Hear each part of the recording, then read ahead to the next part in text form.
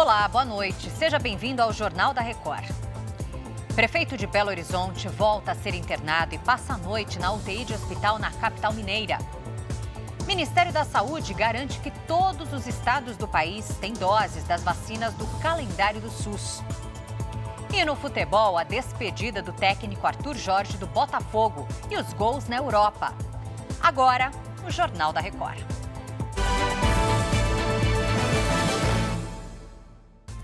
Oferecimento Bradesco. Entre nós, você vem primeiro. O prefeito de Belo Horizonte, Fouad Noman, voltou a ser internado nesta sexta-feira na UTI de um hospital da capital mineira. A Virgínia Nalon está na porta do hospital onde está o prefeito e tem as informações. Virgínia, boa noite para você. Boa noite, Lidiane. De acordo com o boletim médico divulgado durante a tarde, Fouad está com um quadro de insuficiência respiratória aguda e respira com a ajuda de aparelhos. Esta é a quarta internação dele desde novembro. Fouad Noman tem 77 anos. No dia 1º, ele tomou posse de maneira virtual para o segundo mandato como prefeito de Belo Horizonte. Durante a campanha para a reeleição, Fouad Noman enfrentou um câncer no sistema linfático. A expectativa é que o hospital atualize o boletim médico neste sábado. Lidiane. Tá certo, Virgínia. A gente segue acompanhando também as atualizações. Bom, o Ministério da Saúde garantiu nesta sexta-feira que todos os estados do país estão abastecidos com as vacinas do calendário básico. Vamos a Brasília com a Ariane Bittencourt, que tem os detalhes. Ariane, boa noite.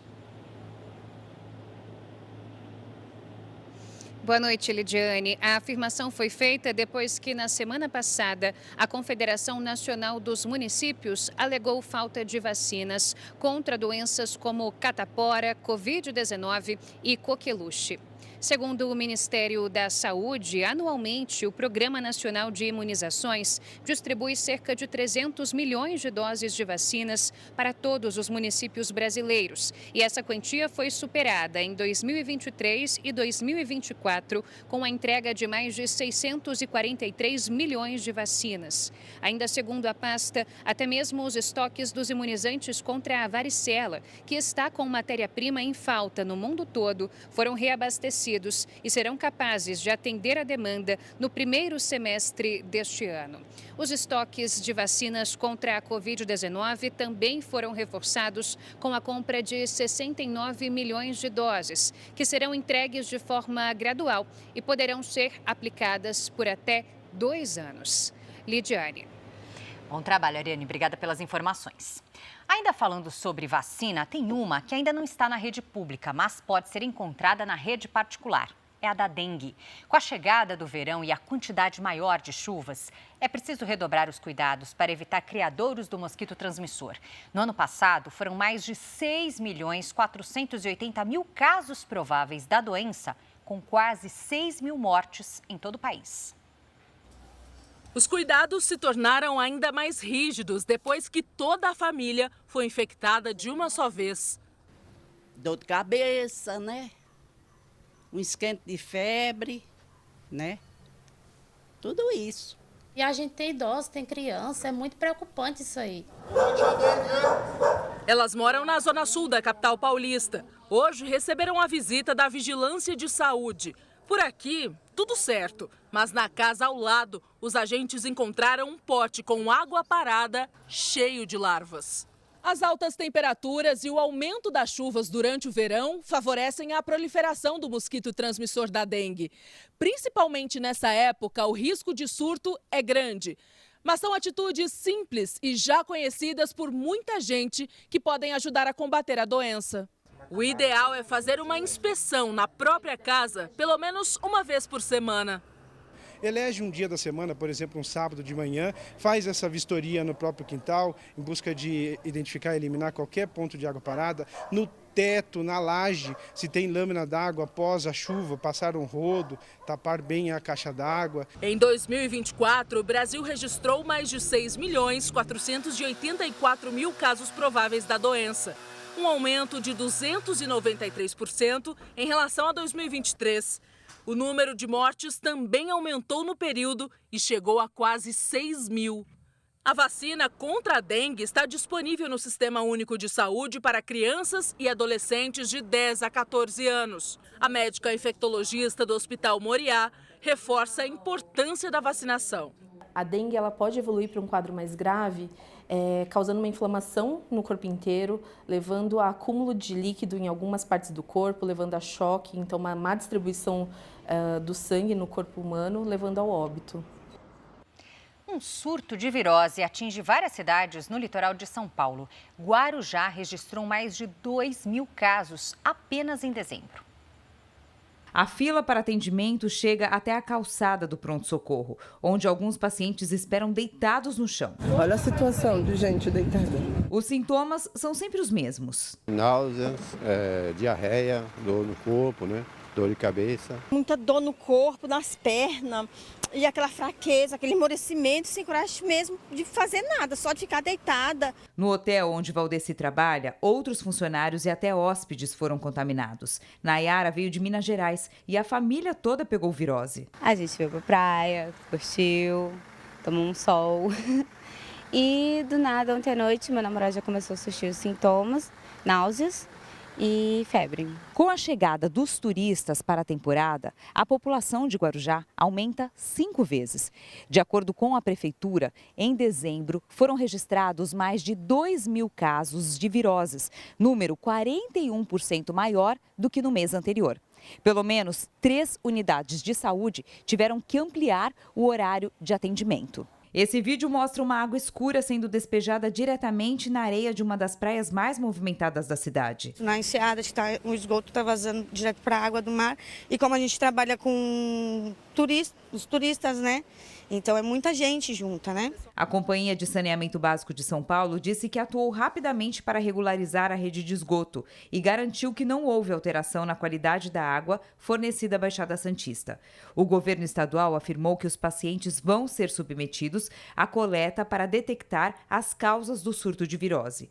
Especialistas orientam a população para redobrar os cuidados com higiene, alimentação e evitar banho de mar em praias impróprias. Pessoas doentes não podem ficar indo para a praia, não podem ficar fazendo esporte, tem que ficar em repouso, se hidratando bastante, porque o tratamento específico, então um antiviral para esses vírus, nós não temos disponíveis. Vejam só esse dado: bebida alcoólica pode provocar câncer e não há dose segura para o consumo. O alerta é da principal autoridade americana em saúde, como nos conta o correspondente nos Estados Unidos, Vandrei Pereira. O cirurgião Vivek Murthy, conselheiro médico do governo dos Estados Unidos, pediu ao Congresso americano uma lei para incluir o alerta no rótulo, como é feito nos maços de cigarro. O consumo de bebida alcoólica aumenta o risco de pelo menos 7 tipos de câncer: de mama, intestino, fígado, boca, garganta, esôfago e laringe. Só nos Estados Unidos, o álcool é responsável por cerca de 100 mil casos da doença e 20 mil mortes por ano. O relatório também questiona as pesquisas que recomendam um limite diário de 2 doses para homens e 1 para mulheres. Não adianta a gente falar sobre pode tomar uma taça de vinho todos os dias ou não, só final de semana, porque o álcool é tóxico para as células, então essa dose ela não existe. Então a gente não consegue recomendar com segurança o uso do álcool. O álcool, quando ele entra no nosso corpo, existe um metabolismo. Como qualquer alimentação, qualquer nutriente, e nesse metabolismo o que sobra do álcool para o nosso corpo é uma substância tóxica para as células. E isso favorece com que exista um erro na hora da célula se multiplicar, favorecendo então a formação do câncer. O estado do Rio de Janeiro bateu recorde de salvamentos no mar no primeiro dia do ano. O número de casos sofreu um aumento impressionante. E o Leonardo Ack tem as informações direto da capital fluminense. Oi, Léo, boa noite.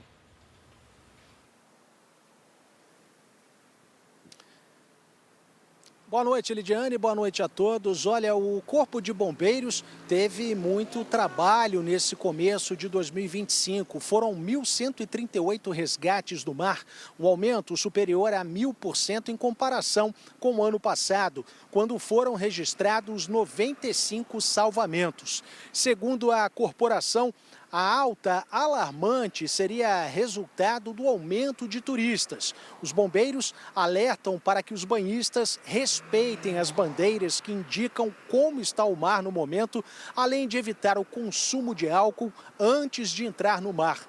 Copacabana, Barra da Tijuca e Recreio dos Bandeirantes foram os bairros com o maior número de casos de afogamentos. Lidiane.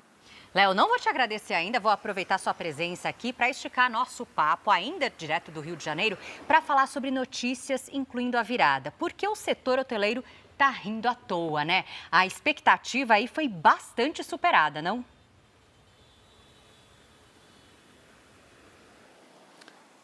Olha, Lidiane, é verdade, superou mesmo e de acordo com o levantamento do Sindicato dos Meios de Hospedagem do município do Rio, do dia 29 de dezembro até o dia 1º de janeiro, a média de ocupação na cidade ficou em 86,51% e na noite da virada do ano a taxa chegou a 98,3%, superando a estimativa que era de 96%.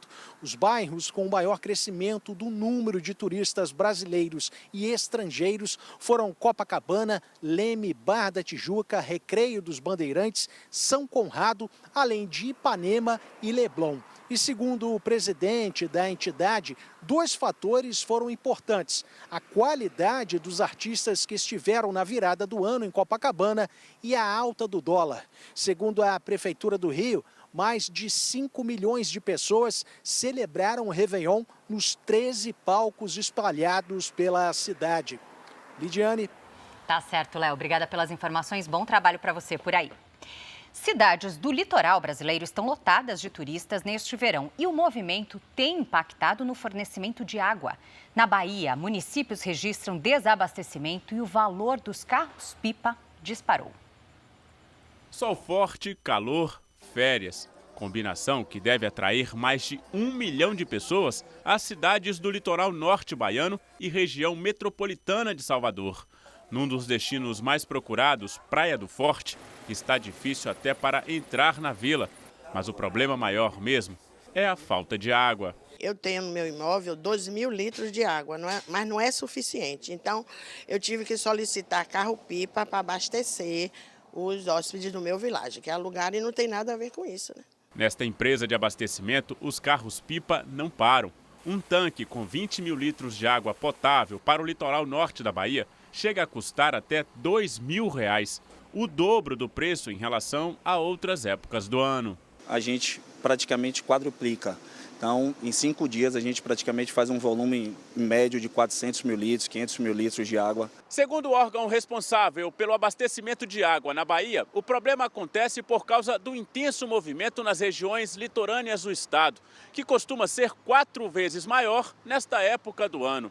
As altas temperaturas também costumam interferir na falta de água, já que o consumo diário cresce, em média, 20% no verão. Outros destinos turísticos do país também têm sofrido com a falta d'água. Houve reclamações de moradores e turistas em Cabo Frio e Armação dos Búzios, no Rio de Janeiro. Situação semelhante também em Porto de Galinhas, litoral de Pernambuco, onde a prefeitura anunciou hoje um racionamento de água. Tem 2 dias que não tem água e 1 com água, né? E isso dificulta muita gente, o fluxo de pessoas também, que em Porto de Galinhas hoje é muito grande. Então a gente sofre um bocado por conta disso. A Defesa Civil de São Paulo anunciou um investimento de mais de 64 milhões de reais para a prevenção dos efeitos das mudanças climáticas. Quem tem os detalhes é a Caterina Schutt.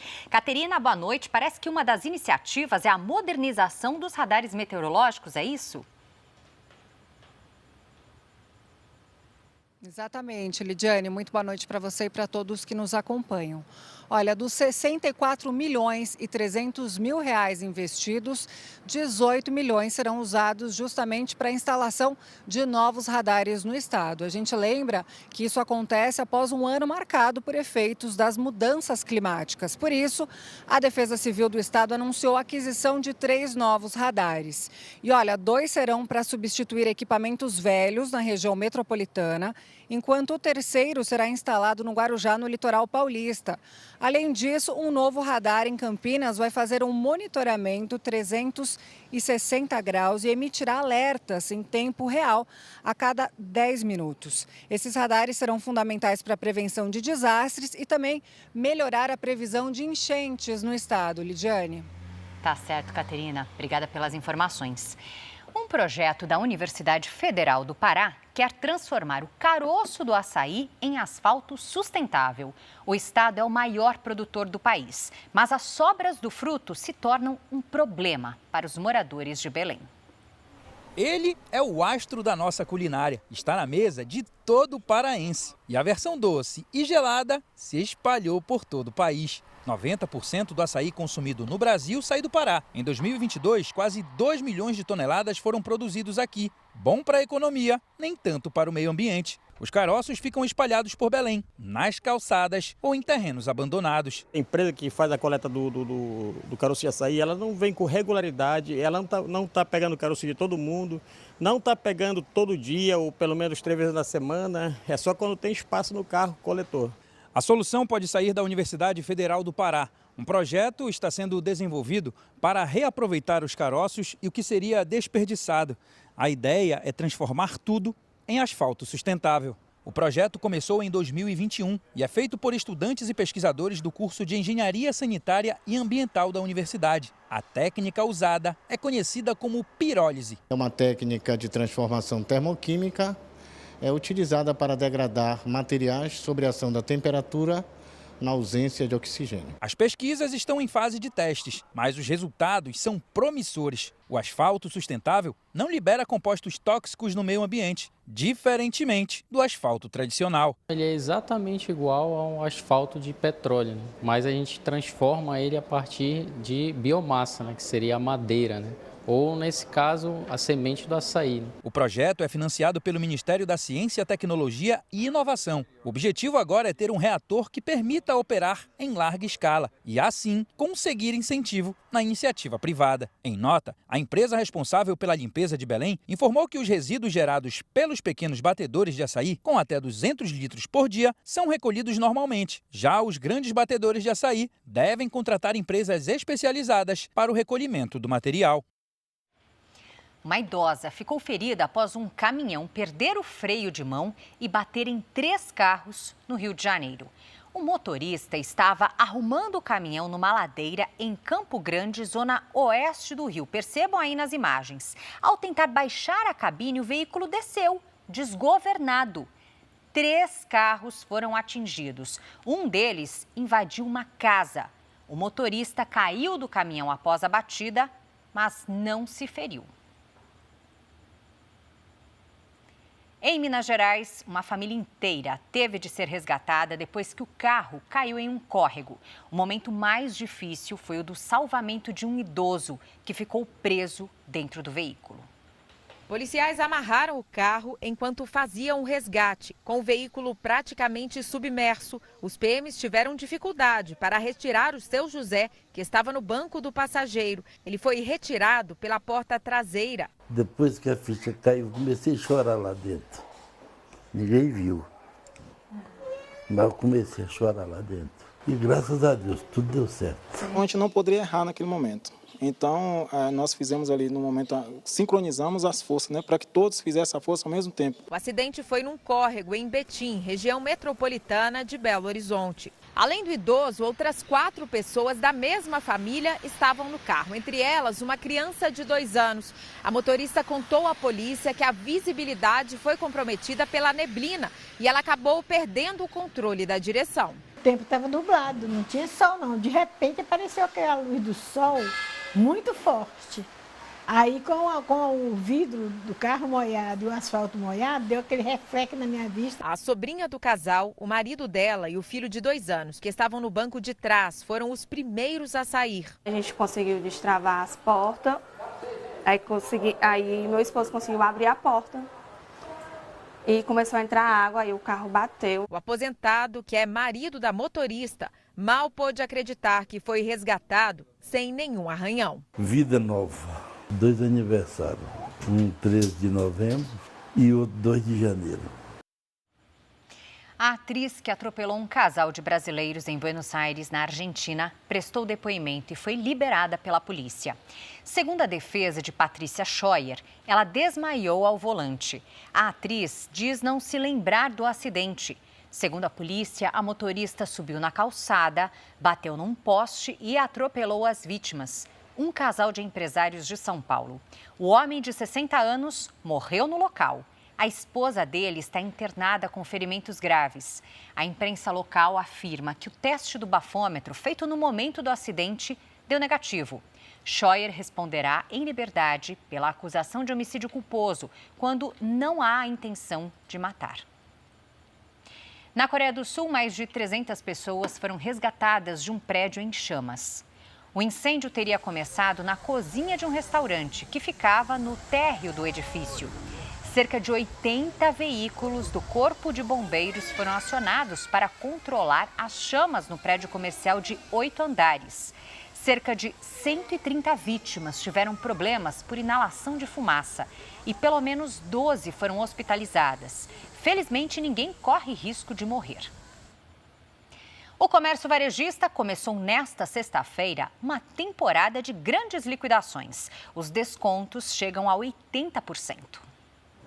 Há tempos, Dona Vera estava procurando um liquidificador que estivesse dentro do orçamento.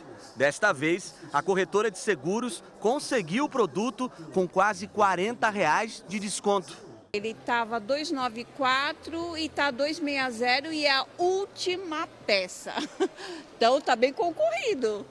Os consumidores que não foram às compras no Natal estão aproveitando o início do ano para garantir os melhores preços. Nesta loja, na zona norte de São Paulo, de uma grande rede, o movimento de clientes foi grande desde as 7 horas da manhã. Há 32 anos, eles promovem uma liquidação com até 80% de desconto em produtos para o dia a dia. O travesseiro, por exemplo, está sendo vendido por R$12 e a panela de pressão por R$29. Novas promoções ficarão disponíveis até este domingo nas lojas físicas e também online. Por mais que a gente tenha tido uma Black Friday aí em novembro, agora muitos clientes eles sabem que as boas promoções eles estão na primeira semana de janeiro, então eles deixam de comprar ou muitas vezes eles guardam o dinheiro para vir na nossa primeira semana aproveitar preço, quantidade de produto e excelentes ofertas. A Anne achou tudo o que precisava e ainda conseguiu economizar no início do ano.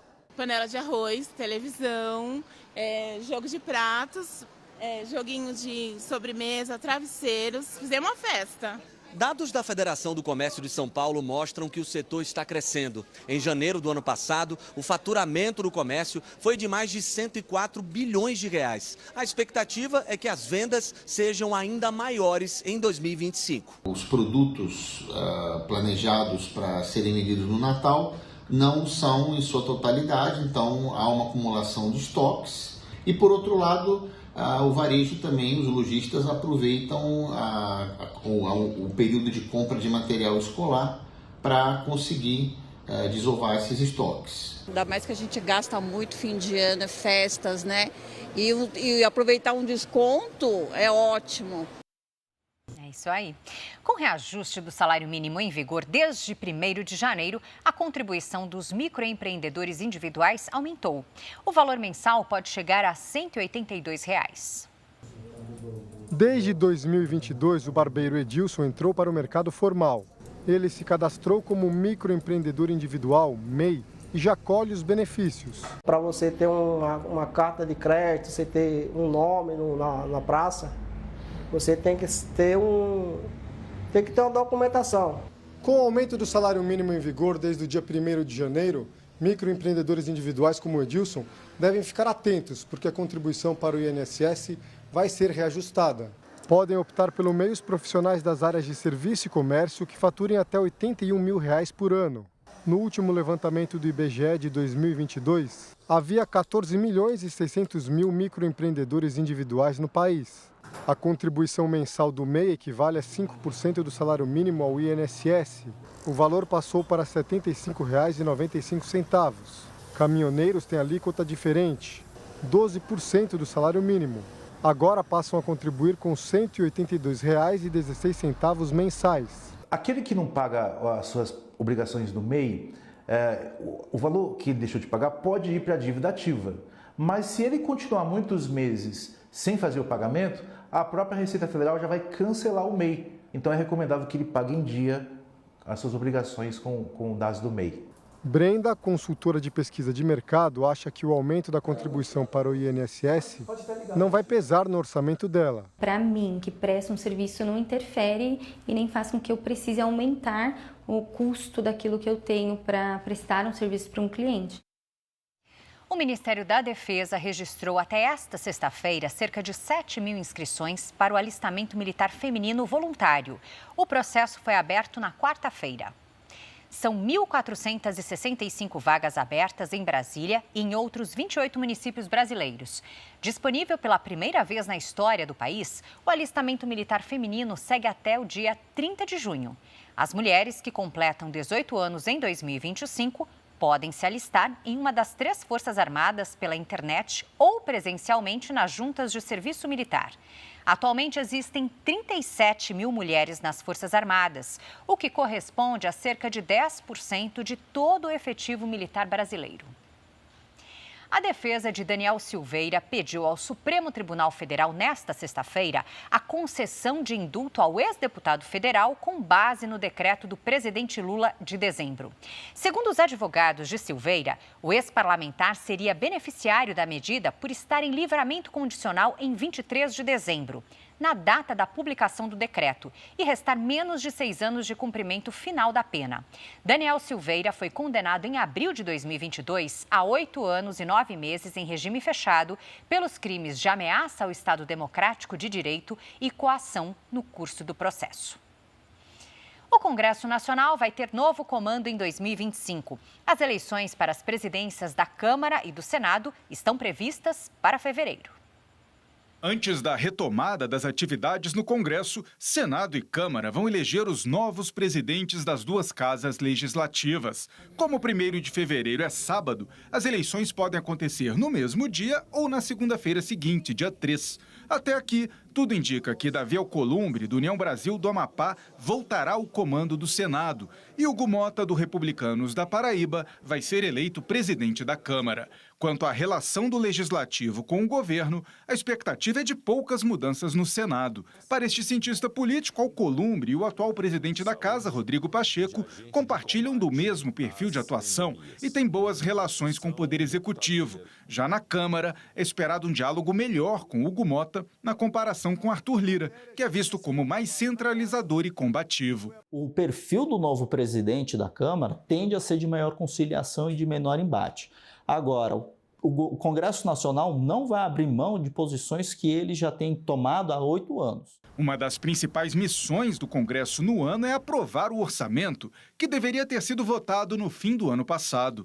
A votação foi adiada por causa das discussões sobre o pacote de corte de gastos do governo, aprovado na última semana de trabalho em dezembro. O governo, por enquanto, ele vai poder trabalhar somente com expedição de despesas emergenciais e o Congresso precisa fazer o dever de casa, né? Começar já em fevereiro, depois do recesso parlamentar, voltar e liberar o governo para que ele possa fazer a expedição do orçamento normalmente. As emendas parlamentares seguem no centro das discussões entre o Congresso, o governo e o Supremo Tribunal Federal. O ministro Flávio Dino bloqueou o pagamento das emendas de comissão na Câmara e no Senado por entender que não seguiram o que exige a Constituição Federal. Resolver o impasse vai ser um dos desafios para que as pautas de interesse do governo avancem. O ministro do Supremo Tribunal Federal, Flávio Dino, suspendeu o pagamento de emendas parlamentares para ONGs que não cumprem critérios de transparência. Dino tomou a decisão depois que a Controladoria Geral da União divulgou um relatório que aponta que metade das 26 entidades fiscalizadas não são capazes de acompanhar a aplicação dos recursos. O ministro determinou que a CGU faça uma auditoria completa nas 13 organizações que apresentaram problemas. 2025 promete uma série de desafios para o governo. A primeira preocupação é com a economia. A alta do dólar deve turbinar a inflação. Nas redes sociais do governo, o clima é de otimismo. Em 2025, redobraremos nossas forças para o plantio. e que a colheita seja cada vez mais generosa. Mas, na prática, Lula começa o terceiro ano do terceiro mandato como presidente com uma série de desafios. Na área econômica, o governo enfrenta a desconfiança do mercado financeiro, uma percepção reforçada em novembro do ano passado com o anúncio do pacote de corte de gastos que até hoje não convenceu o mercado financeiro. Tanto que de lá para cá, a cotação do dólar tem subido. Em dezembro, a moeda americana chegou aos R$ 6,30, enquanto o volume de dólares enviados para o exterior no ano passado foi de quase 16 bilhões de dólares. Para este economista, essa fuga de capitais poderia ser evitada se o governo tivesse uma política fiscal mais clara. Disse que vai cortar despesa, mas não tira, vai reduzir, mas a coisa não... Eu percebo, acompanhando, que o governo não está com uma disposição clara, transparente de ter um equilíbrio fiscal. Lula ainda enfrenta vários desafios na área política. Um deles é a pressão por uma reforma ministerial. O presidente deve trocar ministros ainda no primeiro semestre, de olho em um possível apoio à eleição presidencial em 2026. O impasse envolvendo a liberação das emendas parlamentares também tem sido motivo de preocupação do Palácio do Planalto. O Congresso se apoderou do orçamento e os parlamentares não vão perder isso. Quem dá a palavra do fato, do ato, é o Congresso. Ele vai fazer lei, ele vai fazer PEC, ele vai fazer tudo. O Supremo pode até tentar fazer as coisas mudar, mas eles acostumaram com esse fato político. O governo vai ter uma dificuldade muito grande de ter governabilidade da agora para frente. O presidente Lula não vai participar da posse de Nicolás Maduro na semana que vem. O Brasil ainda não foi convidado. Fontes do governo informaram ao jornalismo da Record que se a Venezuela fizer uma cerimônia para chefes de Estado, o Brasil vai ser representado pela embaixadora em Caracas, Gilvânia Maria de Oliveira. Agora a gente vai aqui para o nosso telão para ver os dados divulgados hoje pelo Ministério da Justiça sobre o desaparecidos no Brasil no ano passado. Foram mais de 73 mil pessoas que sumiram entre janeiro e novembro de 2024, uma média de 219 por dia. O número é maior quando comparado ao mesmo período de 2023, quando mais de 71 mil desaparecidos foram registrados. Agora você vê os estados com maior número de registros. São Paulo lidera com 18.231, seguido pelo Rio Grande do Sul com 7.538, depois Minas Gerais com 6.175. Do total de desaparecidos, mais de 47 mil foram localizados. O Botafogo oficializou a saída do técnico Arthur Jorge. O clube e o treinador encerraram em comum acordo o contrato do português, que iria até o final de 2025. Arthur Jorge chegou ao Botafogo em abril do ano passado e liderou o alvinegro na conquista do Campeonato Brasileiro e da Libertadores. Ele deve ser anunciado como novo técnico do Al Rayyan do Catar. O Cruzeiro está gastando muito para contratar jogadores badalados. Já são 7 reforços. Hoje, o atacante Dudu foi apresentado oficialmente em Belo Horizonte. O jogador foi recebido com carinho pelos torcedores. Dudu fez questão de descer do carro e tirar fotos. É um grande jogador, protagonista dos últimos anos do Palmeiras e tenho total certeza que vai jogar muito. Dudu vai arrebentar com o Gabigol, viu? O melhor ataque do país. Durante a apresentação oficial do atacante, Dudu recebeu das mãos de Pedro Lourenço, dono do clube, a camisa que vai usar, a de número 7. É um motivo de muito orgulho para toda a nação azul, né, que hoje nós temos aí os 3 maiores jogadores do Brasil, dos 3 maiores times do Brasil, com maior sucesso, hoje está no Cruzeiro. Então isso é um motivo de muita alegria para nós. O jogador que acertou a rescisão com o Palmeiras de forma amigável assinou contrato com o Cruzeiro até o fim de 2027. O atacante foi revelado nas categorias de base do time celeste. Durante a entrevista, Dudu relembrou o começo da carreira e disse que vem disposto a brigar por títulos. Ele falou ainda da expectativa de formar a nova dupla de ataque com Gabigol, outra contratação comemorada pelo Cruzeiro. O Gabi é um grande jogador, tenho certeza que vai chegar para nos ajudar também. não só eu, como os outros jogadores que já estão no plantel, né? O Cruzeiro já anunciou 7 reforços para a próxima temporada, incluindo o lateral Fagner, que era do Corinthians, e o meia Eduardo, que estava no Botafogo. Recém-saído da Série B e de volta à elite do futebol, o Santos vai ter mais 13 dias de preparação até a estreia no Paulista, dia 16 de janeiro. Na volta ao trabalho santista, várias despedidas. O Santos demitiu 5 profissionais no primeiro dia de atividades de 2025. O executivo de futebol, Alexandre Galo, o auxiliar técnico Marcelo Fernandes, o preparador físico Carlito Macedo e o preparador de goleiros Arzu, que estava no clube há 28 anos. E eu venho fazendo um diagnóstico, venho fazendo uma avaliação ampla da maneira como o clube vem sendo gerido.